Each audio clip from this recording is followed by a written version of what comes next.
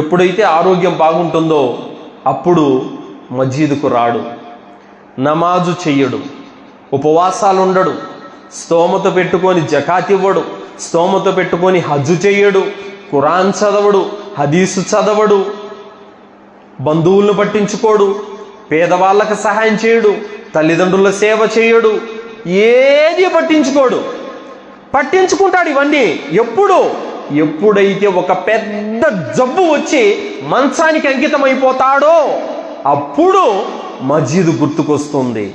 కానీ అప్పుడు మస్జిద్కి వెళ్ళలేడు.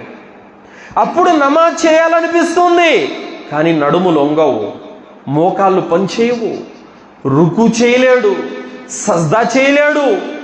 ఖురాన్ చదవాలనిపిస్తుంది, కళ్ళు సరిగా కనిపించవు. హజ్జు చేయాలనుకుంటాడు, కానీ వెళ్ళలేడు, సహకరించదు. ఒక్క వయస్సు దాటిపోయాక మీ ఆరోగ్యం మీ చేతిలో ఉండదు సోదరులారా. కావున యవ్వనంలో ఉన్నప్పుడే, ఆరోగ్యం మంచిగా ఉన్నప్పుడే ఆరాధనలు చేయాలి, సత్కర్మలు చేసుకోవాలి, పుణ్యకార్యాలు చేసుకోవాలి.